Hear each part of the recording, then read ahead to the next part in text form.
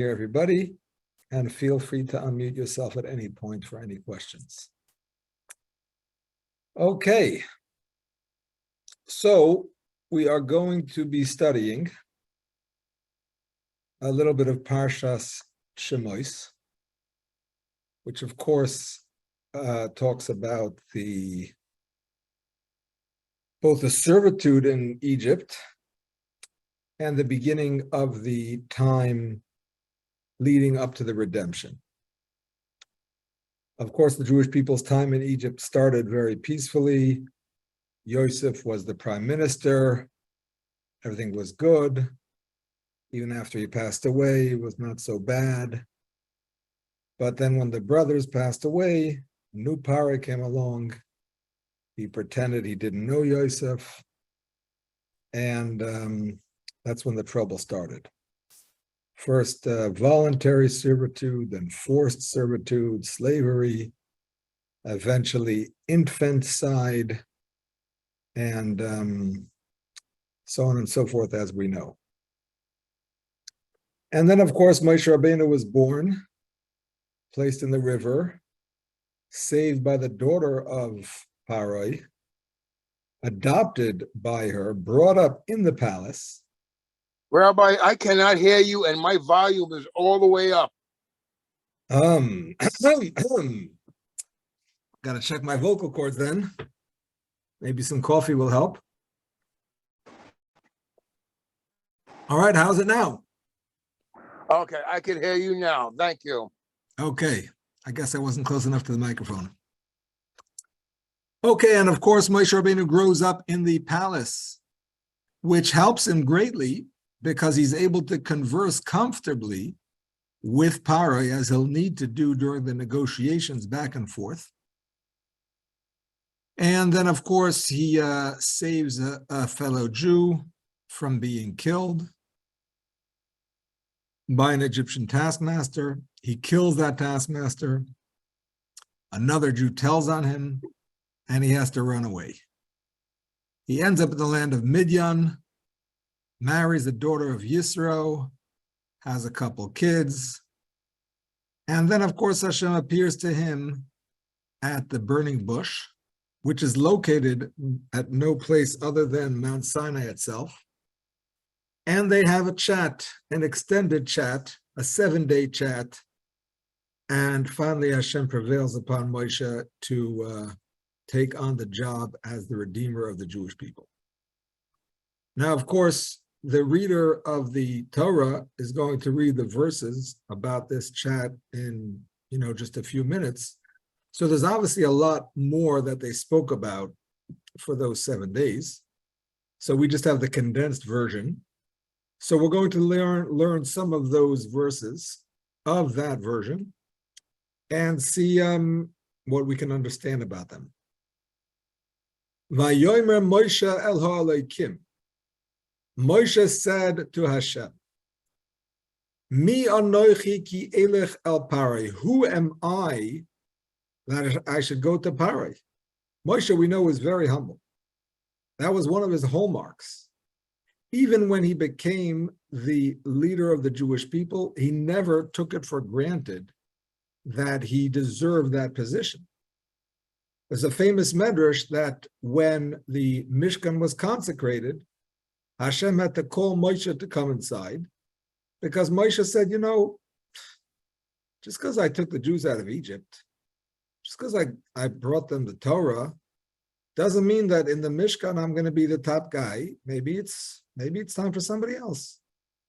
So he was really a uniquely humble person, despite his royal upbringing and his coming from a very illustrious family, none other than Amram, who was a leader of the Jewish people. Nevertheless, he was very humble. So he says, who am I that I should go to Paro? We know, in addition to his humility, he also had a speech defect, and he stuttered.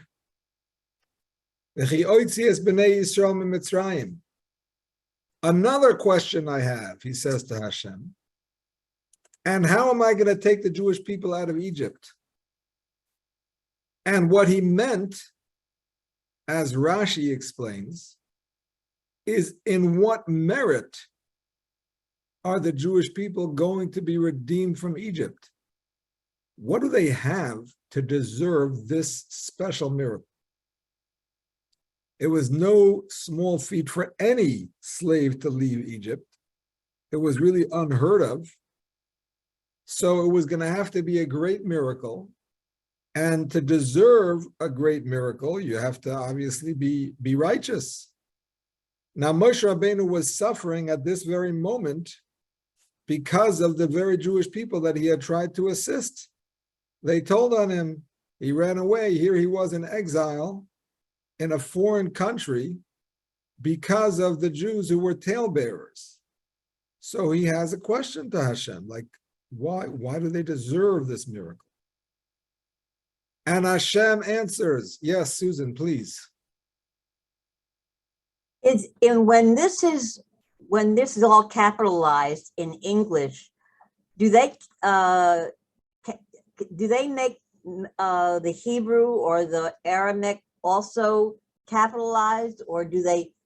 How do they show when something is very important in the Hebrew In the Hebrew, there is actually no such thing as capital letters.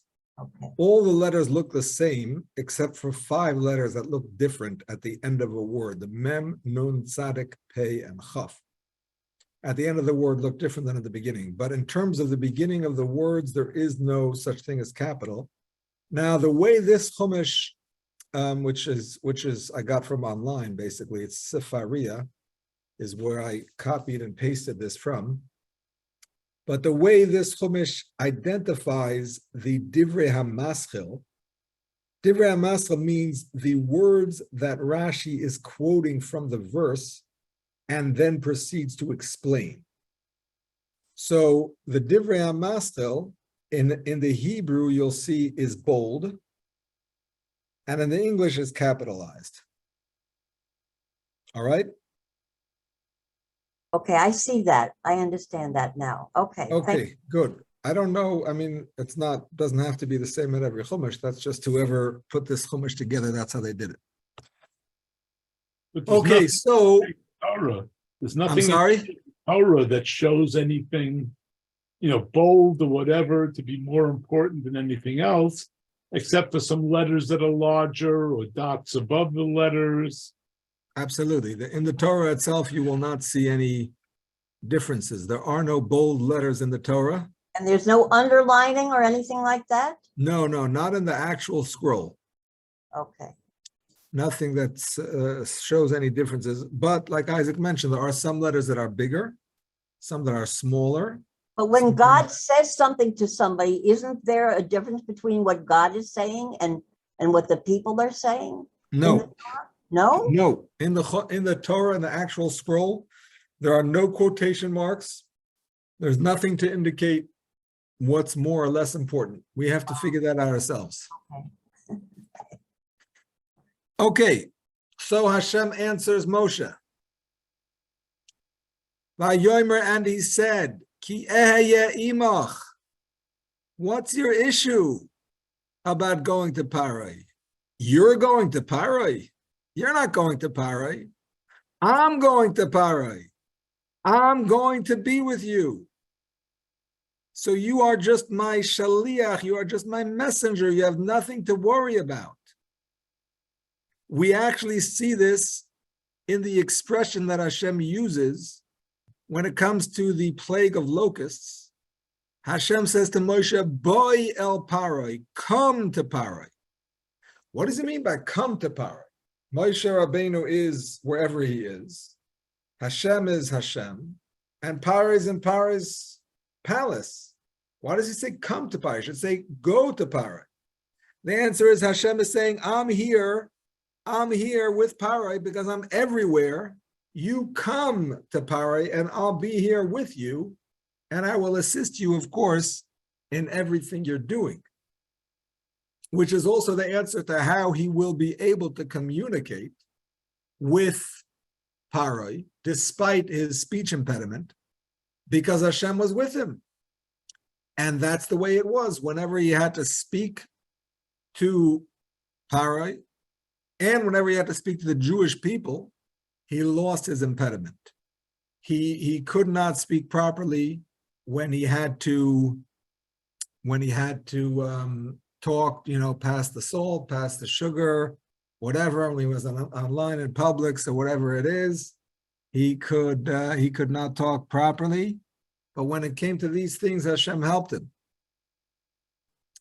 Some people who have speech impediments, for some things, they are not impeded at all. There was a fellow whose name was Efri Steinmetz, and he was a very nice fellow. I'm close to his family. And I'm sorry that I'm going off the topic a little bit. But anyway, so I got to know him a little bit. He was from Venezuela, originally from Europe before the war, and then he was in South America during the war, then to Chicago, then many years in Venezuela. Anyway, very fine, nice person, super nice person. And then he had a stroke, and he couldn't really speak. His family could understand him, but you really couldn't understand him. If you weren't a family member, you couldn't understand what he was saying. But at that point, he was still able to walk and smile. He had a unique smile, signature smile. Anyway, so I was davening the Shul Bal Harbor's Sephardic Minyan one time, and he was there. And the Gabbai, who happened to know him from Venezuela, called him up for an aliyah. And I'm just so embarrassed for him. How is he going to make an aliyah? He's going to make sounds, and nobody's going to understand what he's saying, and what's going to be. And he got up there, and he said those brachas like a bar mitzvah boy. Like they just came out like singing perfectly. And then when I discussed it with his family later, they said, he can daven, no problem. All the things he davened for years when he was a kid, he can say it. When you want to talk to him about this and that and the other, you can't really talk. But the davening, it's like in his soul. It's like imprinted. Anyway, I just thought I would share that with you. Back to the pasuk. So he said, Hashem says, I'm going to be with you. This is the sign that I have sent you.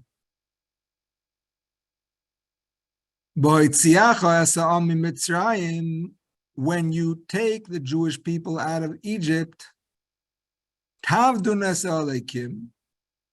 you will serve Hashem on this very mountain.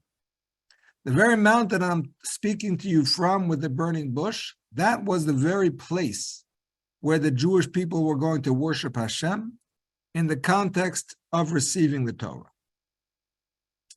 And Rashi explains, we'll read the Rashi in a moment, that Hashem was answering Moshe's second question.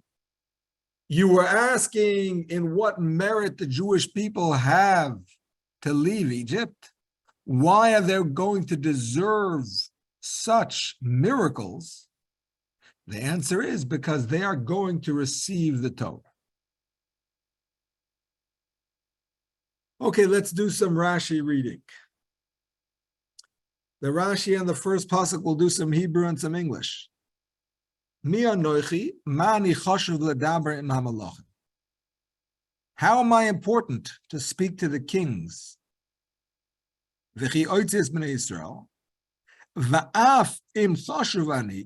Even if I am important,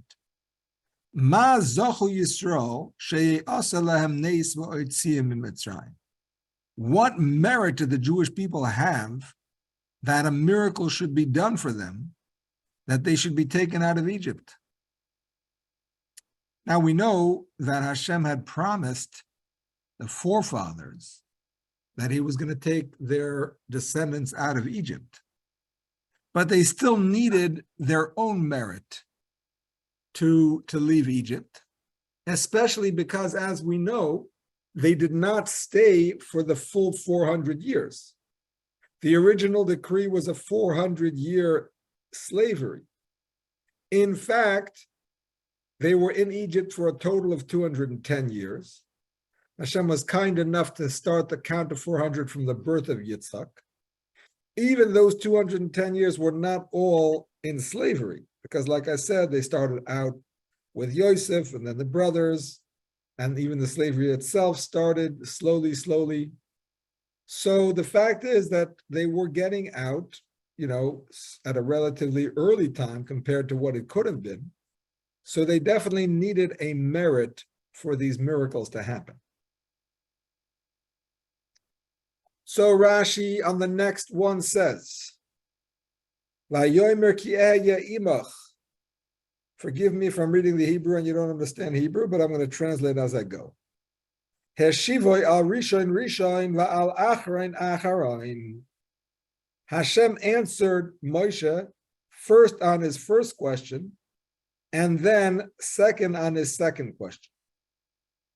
As far as your question, who am I to go to Paroi? This is not your mission. This is my mission. I am going to be with you. You have nothing to worry about. As Rabbi, far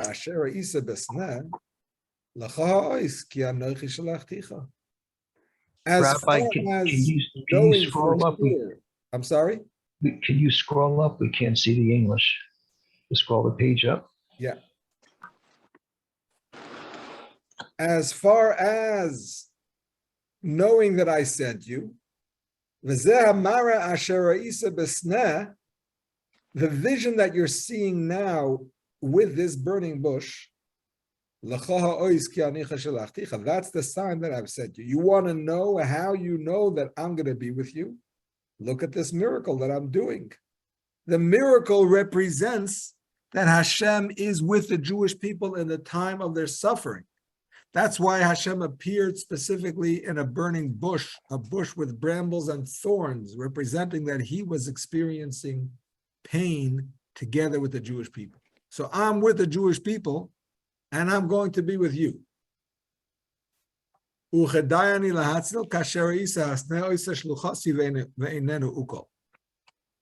Just like the bush did my mission and was not destroyed, you too can go and speak to Paro, you will not be damaged. Yes, Susan, please. In one instance, the people of Israel are called the children of Israel.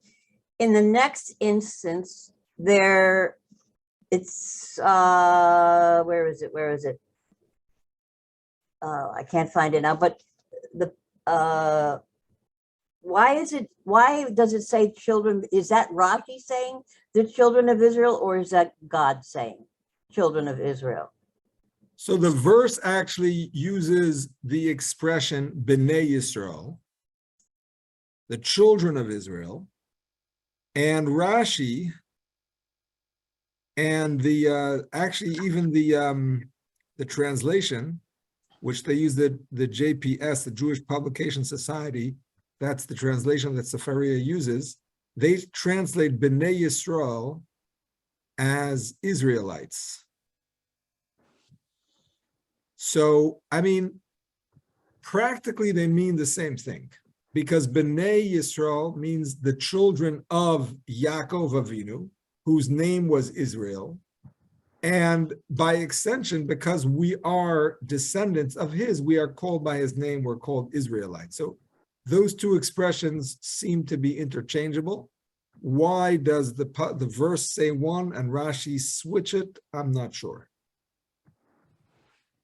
There's probably something there. There usually is a deeper meaning, but I'm not sure. Okay. So here we are. V'shesha'alta. As far as your question, Mazchus yesh li Yisrael sheyetzu miMitzrayim, what merit did the Jews have that they should be leaving Egypt? Dover Godol yesh li al hotzah zu. There's something big here. In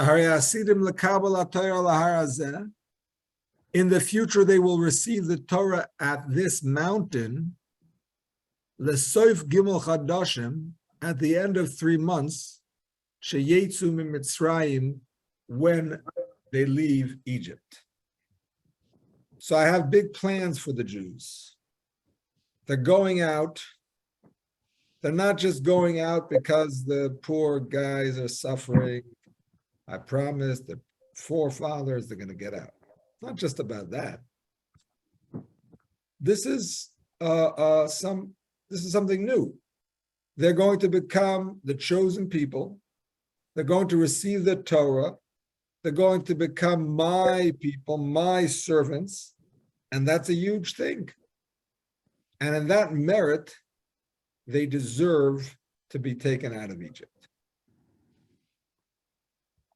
So there's a few questions here that Lubavitcher Rebbe asks, because it's an unusual thing to receive a reward for something that you haven't yet done. Why should the Jewish people get rewarded for something that they haven't done yet? It seems a little bit out of order. Hashem doesn't punish, by the way, for something you haven't done yet. We know that from the Torah portion of Vayera, when Yishmael he was going to die of thirst, and the angels said you shouldn't save him because his children are going to make such trouble for the Jews. And Hashem said, no. Is he a tzaddik now or is he a rasha now? Does he deserve to die now based on his actions? The angels had to admit, no, he doesn't deserve to die based on his actions. And of course, the angel appeared and showed his mother the water, and he survived. Because why should he be punished just because of what his descendants would do, even what he would do in the future, but certainly his descendants? So what's going on over here that the Jewish people are receiving a reward based on something that hasn't happened yet? Maybe I should stop and open it up for comments, questions, answers, discussion. I'm talking for too long already. Go ahead.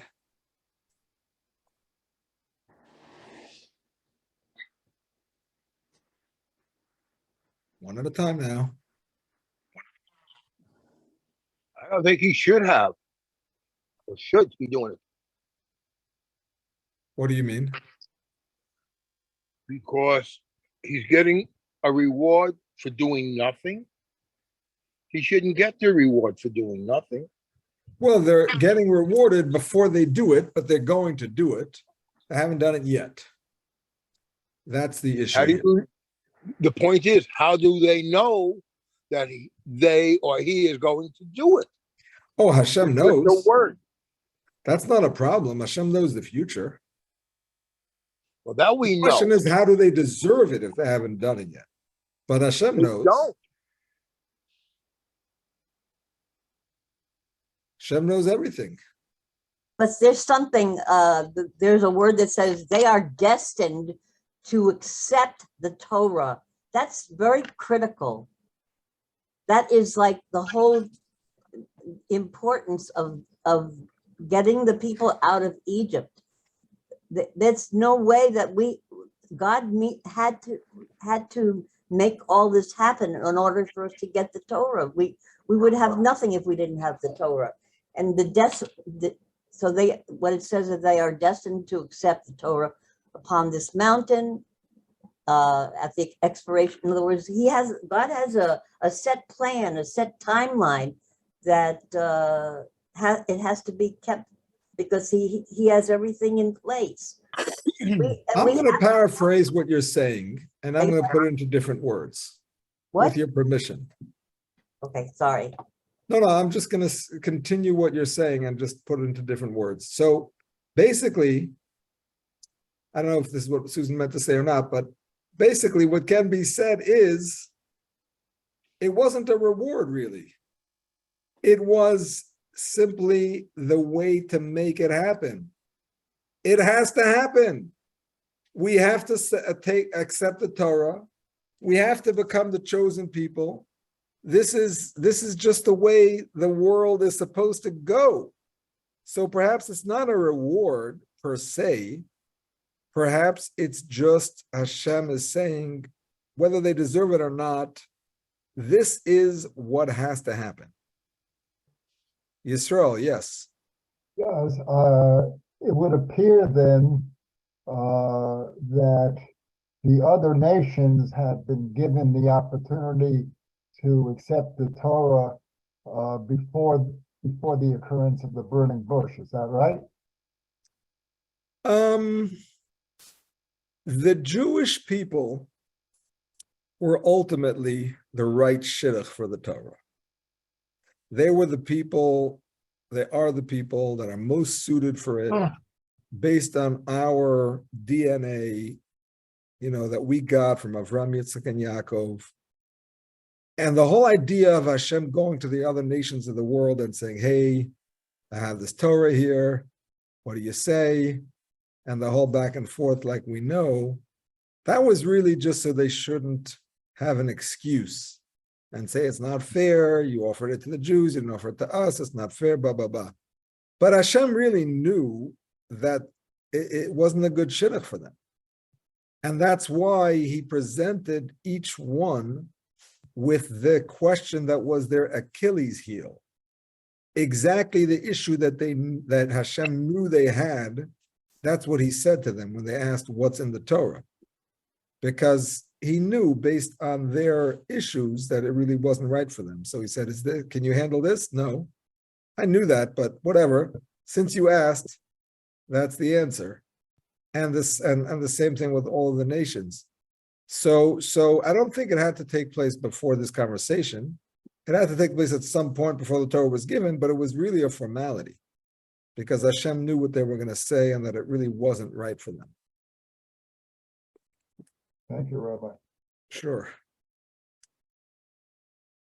Okay, so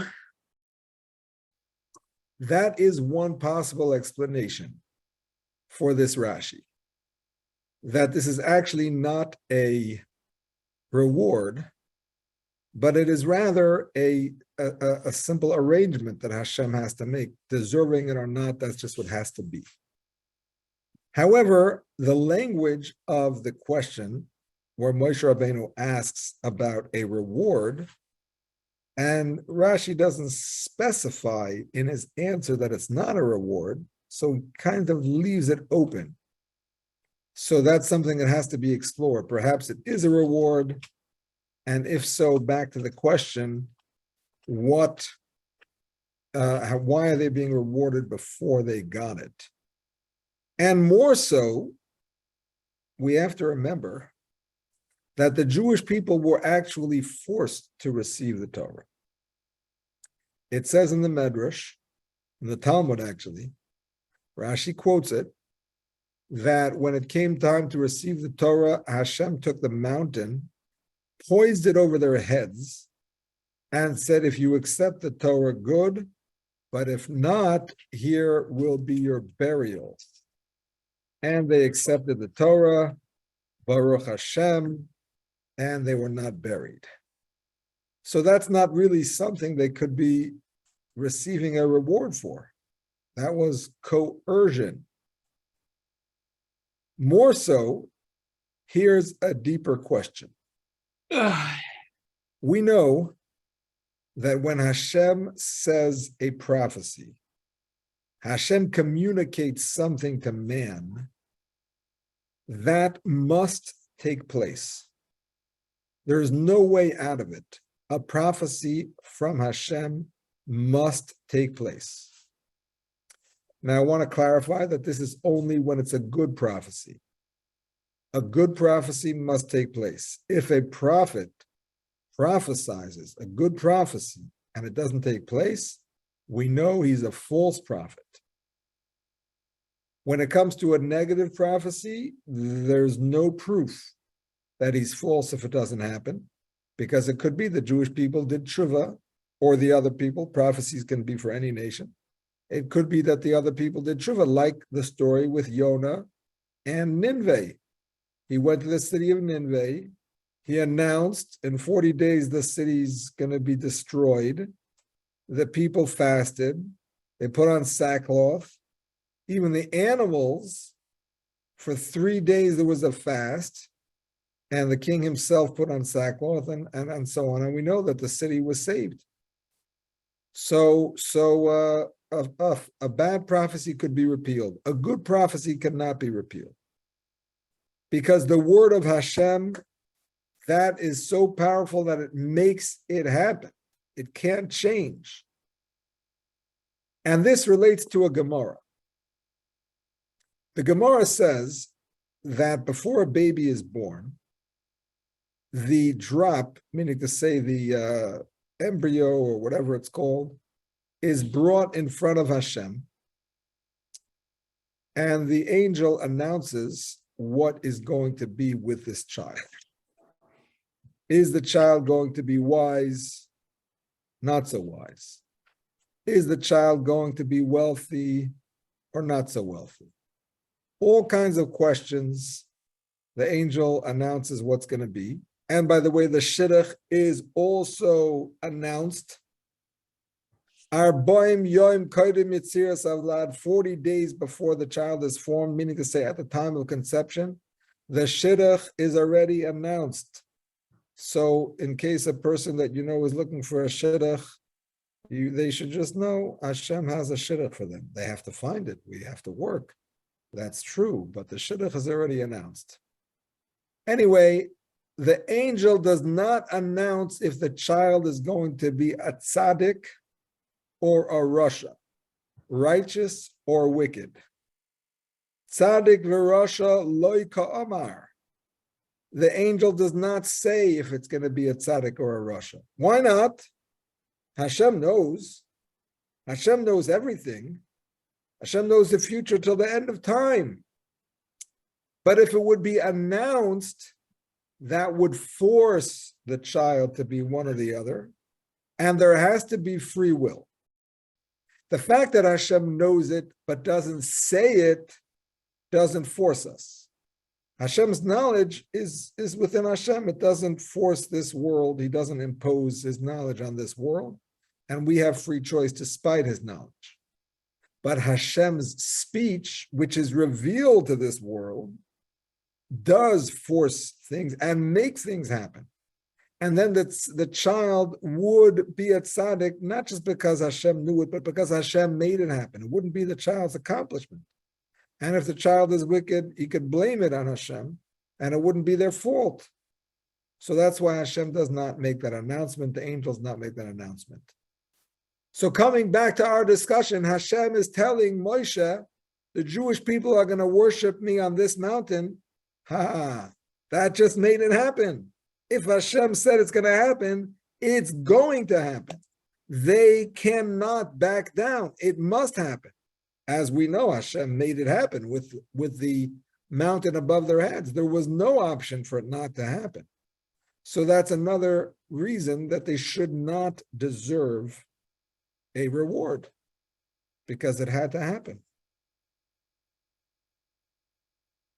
These are the questions. Any comments? Questions?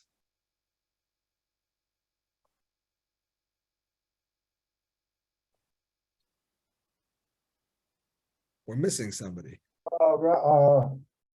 Rabbi, is there any basis to question Moshe's Amunah and Bitachon with respect to his initial unwillingness to follow Hashem's request? Who was talking there? I couldn't see who that was. Israel. Israel. Oh, very good.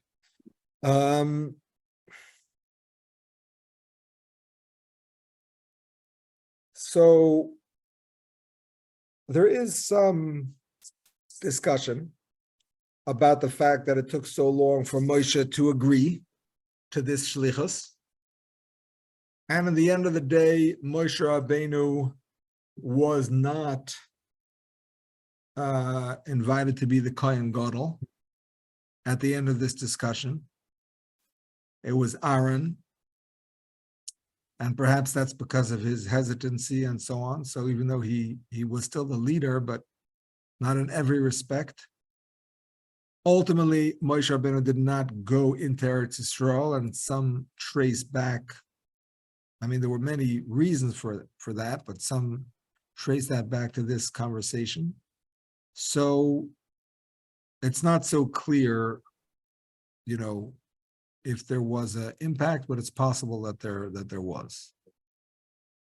Because one has to balance, we have to balance our humility and our love for our fellow Jew. Moshe wanted Aaron to do it and so on, but at the same time, one has to respect Hashem's wishes. So there's a balance. Obviously, Moshe was a great tzaddik, but it's not so clear if he got off scot-free after this hesitancy. Yes, Rabbi, I'd like to offer a different approach. The mountain over the head of the Jewish people is that when the Jewish people reached Sinai, they had already acknowledged God at the splitting of the sea, and they really were evolved enough to receive the Torah. And hello? I'm here, go ahead. Okay. And what Hashem, when he took the mountain, he held it over their head. That they had already, they were ready to have the keys to the car, as it were.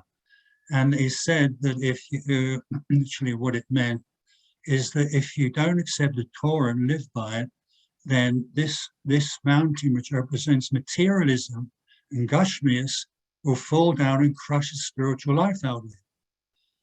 And it wasn't coercion, it was a statement of fact. And that's, unfortunately, is what is happening to a great deal of Jewish people today. Is, they're just getting spiritually the life crushed out of them. I do hear it. There are various interpretations as to what exactly it means, the mountain over their head, but that's an interesting one. I will take it for consideration. Okay, thank you. Sure. Interesting word, when Hashem held the mountain over the people. Yep. What's the whole point of Kigigis? It was like a barrel. Yes. If you want to say he held the barrel over their head like a mountain, it's one thing. What do you mean he held the mountain like a barrel? Okay. In the same way that a barrel is open on the top, okay. What Hashem was telling them is, if you don't accept my Torah, if you look, it says, see how you do, there you will die. It doesn't say here. If he's going to kill him now, it should say here. It says there you will die. Meaning that Hashem said, if you don't, I'm going to put this down like a mountain, like a barrel over those that do, and you're going to be left outside to deal with everybody. And that's where you're going to die. So in the sense where he was not threatening, but he was saying, if you don't accept the Torah, I'm going to cut you off from the Torah. And only those that are within the embrace of the Torah are going to be protected. But Sham Yamusu, there you're going to die. And that's why the whole idea of the barrel is that he wasn't crushing them, he was covering those that accepted the Torah. I don't know who gave the words, but it was different. I hear it. It's not the general way of understanding it, but I do hear it. Yashakoyach. So there's a fellow who always has a lot of questions, and I don't see him today. I don't remember his name. That's Ben. Ben, exactly. Resnick. Yeah. Where is he? Not sure. I haven't seen him in a few days. Okay. Rabbi, I had a comment. Yes, please. I was just learning, I just learning this before we signed on Chabad.org from, the Daily Wisdom. So it says it's sourced in Likkutei Sichos, volume 36, page 1 to 6. And basically it says that Moshe should have trusted, because at the pasuk of today, it says that Moshe became frightened after he killed the Egyptian taskmaster for abusing this Jew. So Rebbe says that Moshe should have trusted in Hashem's protection. And because he didn't, he forfeited it. And that's why Paro heard about the incident and tried to kill him. And had Moshe not been afraid and had not voiced this fear, nothing would have happened to him. Nice. Nice word. That's from the Rebbe. Very good. I didn't make it up. Okay. Was Moshe very old at this time? 80. Yes. He was. Yes, he was 80. That had something to, maybe that was part of his inability to accept, things wholeheartedly. Maybe he was tired. I don't know. No. Moshe wasn't tired. Wasn't tired. Okay. Moshe was a young man. He was a very young 80. Remember, his children were just born recently. He had like a 2-year-old and like a few-day-year-old. When he left Egypt, he had a 2-year-old and a less than week-old baby. So he was definitely a very young 80-year-old. And even when he reached the age of 120, it says about the day he passed away, exactly, his eyes were sharp and his body still had vigor in it. Moisture is the word that the verse uses, but it means vigor. He still had energy, but his time had come, so he passed away. But he was a very very young 80. Okay, so the vort that the Rebbe uses to answer this question is based on examining the words of Rashi carefully. Why is it important that they accepted the Torah after 3 months? What if it wouldn't have been 3 months? What if it would have been right away? I mean, why is the time important at all? They're going to accept the Torah after they come out. That's it, finished. The answer is that Hashem was telling Moshe, the Jewish people, when they hear about the fact that they're going to be receiving the Torah, are going to be so happy that they are going to be my people, my chosen people. They're going to be so happy that they're going to get the opportunity to serve me with the Torah. They're going to be yearning for it. They're going to be counting the days. Everybody knows that one of the reasons we count the Omer in between the second day of Pesach and the day of Shavuos is to kind of symbolize the Jewish people's yearning and desire to receive the Torah. The Jewish people knew that after they got out of Egypt, they were going to get the Torah 50 days later, and they were counting the days till that day would come. So every year, we kind of follow in their footsteps, counting the days, waiting for the day when we symbolically re-accept the Torah. Of course, the Torah we keep all the time, every day, the day before Shavuos, the day after, the day of. But nevertheless, Shavuos symbolically is a re-acceptance of the Torah, so we're once again counting down to that time. Now, according to one of the Midrashim, there are various Midrashim about this concept, but according to one version, Moshe Rabbeinu already told them as soon as he came and informed them of the upcoming Exodus, he also told them, by the way, when you get out, you're going to be receiving the Torah after 50 days. And the Medrash goes ahead and gives an example of this. There was a fellow who was very sick, and he was wasting away. And the king came to him and said, listen here, I am going to heal you. I have special doctors. You know what? Actually, I think I'm misquoting the Medrash. I think it was that he was in jail. Just give me a second. I got the source right here.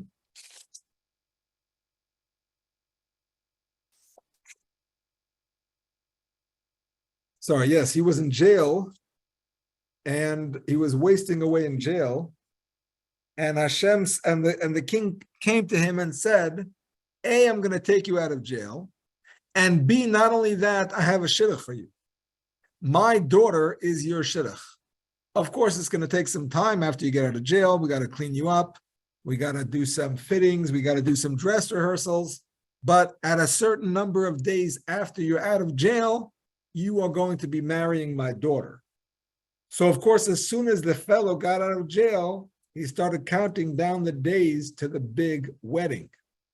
So the Torah is, so to speak, Hashem's daughter. Hashem told us he's going to take us out of jail, which is Egypt, and we're going to marry his daughter, meaning to say, receive the Torah. So as soon as we got out, we started to count down. Now, of course, we already had that yearning. We already had that interest in receiving the Torah while we were already in Egypt. We couldn't start counting down because we didn't know when we were going to get out. In the end, it took nearly a year because according to the commentaries, each plague took about a month. There was the time leading up to the plague, the warning time. There was the time of the plague itself. There was the time after the plague. So all in all, we're talking about a year between when this whole thing started and they actually left. And they had no way of knowing how long it would take. So they couldn't start counting right away. They only started counting after they left. But at the same time, they were excited from the very beginning. And this comes back to answer the question that we started with. You cannot be rewarded for something that is beyond your control. And the Jewish people's acceptance of the Torah was actually something that Hashem forced upon them. It's true. But on the other hand, they wanted it. They were yearning for it. They were pining for it. And this is something they could be rewarded for. And not only that, but that yearning started even before the Exodus. And this is the answer to what we were saying.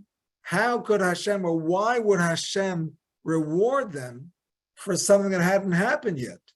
The answer is by the time they will get these miracles of the Exodus, even the first of the 10 plagues, and certainly all the rest of them, and the Exodus itself, and the splitting of the sea, they will have been yearning for the receiving of the Torah since they heard about it. And that yearning is very precious to Hashem. And for that itself, they deserve to be redeemed. So now the question can be asked, this is so true, not if this is, since this is so true, why did Hashem have to force them? They're yearning, and they're yearning, and they're yearning. Why did Hashem have to force them? It seems so, I don't know what the word is. It seems like overkill. Like, why? Counterproductive. Exactly. Here they're happy to accept it. It's like the whole class is behaving, and all of a sudden the teacher starts screaming. What's going on? Yes, David. It's just the thought that when you said something before it triggered my memory, you said that Hashem said to them, when you get out, you're going to accept the Torah. I'm thinking, gee, where did I hear that recently before, when you get out? That was what Yosef said to the butler and to the baker. He said, when you get out of prison, remember me to Paro. So I'm wondering of this particular, when you get out, as an atonement for the previous when you go out. I hear you. I hear you. I'm not going to say it's not. I'm not going to say it is, not having looked into it. but I do hear the parallel. Yisrael, yes. A slightly different thought about your discussion on the long-term yearning by the people, and that is that I believe that the people needed to witness some of the miracles, the Makkos in particular, because I think that was a strong, encouraging force for them to understand the implications of getting the Torah. Okay, the yearning was intellectual, whereas the experience was palpable, and that would encourage the growth in yearning. And then the other another point is, my understanding is that only 20% of the Yidden who were enslaved merited to be saved and brought to Har Sinai. And then the other question that comes is they weren't even fully convinced by the mere fact that a few of the Yidden acted in a rogue fashion and engaged in the Egel Hazav. So to me, it's rather, I don't mean to be critical, but it's really the simple shot is to say that that they yearned. They might have to a point, but I think that they needed to experience the physical implications of what Hashem was doing for them. And in the fact that when we read the Haggadah, it's made clear in the Haggadah that Hashem alone saved the Yidden from and took them out of Mitzrayim. Right. So, I mean, there's no question that the whole experience of the Exodus was really a very important foundation in our history. And it wasn't just for the Egyptians to suffer and to be punished, but it was leman to saper ba'ozni vincha uven bincha. Ves oisei samti bum, something we could tell our children and our grandchildren. It was an experience that we can connect with throughout the generations, which we're still doing every Seder night and every day when we remember Yetzias Mitzrayim. It was really an expression of Hashem's supernatural power over the entire world, and it's never been paralleled, really. So there's no question that all of that experience was necessary. So it's not just about a reward, that's true. It's also about a necessary, event that had to happen. But at the same time, we are associating it with a reward for a certain behavior, which, according to this, is the yearning. Okay, my friends, here's the answer to the question. Does somebody else have a comment? Okay, here's the answer to the question: why Hashem had to force them, considering that they were happy to do it. The answer is that Hashem wanted them to realize and recognize that the Torah is not optional. Our relationship with Hashem is actually not based on ourselves. It's based on Hashem. It's connected to us in such a deep way that it could not be optional. When something is optional, it means that it's not your essence. Yeah, you could do it, maybe yes, maybe no, and you'll still be who you are without doing it. Okay, you'll be missing something, you won't be as perfect as you could be, whatever. But the Torah is not that. The Torah is not something in addition to us. We're human beings, we're Americans, maybe we're not, maybe we're Canadians, Maybe we're Israelis. Oh, yeah, we're Jewish. Of course, we're Jewish too. We have a religion and we have a set of rules that we follow. And that's just another one of our hats. No, the Torah at the time of the giving of the Torah became part and parcel of who we are. He didn't just say, this is, if you don't accept the Torah, I'm going to kill you, God forbid. I mean, he didn't say those words. He says, here's where you're going to be buried. Like there's nothing left if you don't accept the Torah. This is who you are. This, you either have the Torah or you don't exist. This is why I created you. This is why this whole thing has been set up to this point.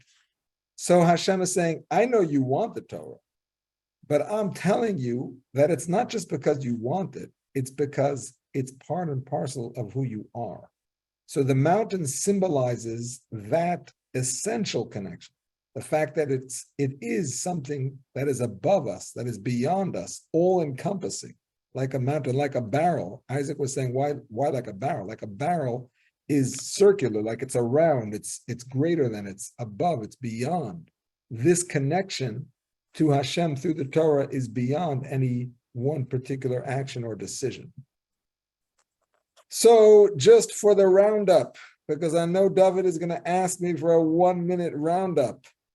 The 1-minute roundup is that Hashem says to Moshe that the Jewish people deserve to be rewarded for their yearning to receive the Torah. The receiving of the Torah itself is just their very essence. It comes from Hashem to the essence of their soul. It's just what has to be. Can't be rewarded for who you are. But the fact that the Jewish people yearn for it, both in the 50 days leading up to it and in the year or so beforehand, that yearning was very precious in the eyes of Hashem. And it is in that merit that they deserved all of the miracles of the Exodus. Seems like the hour flew by very quickly today.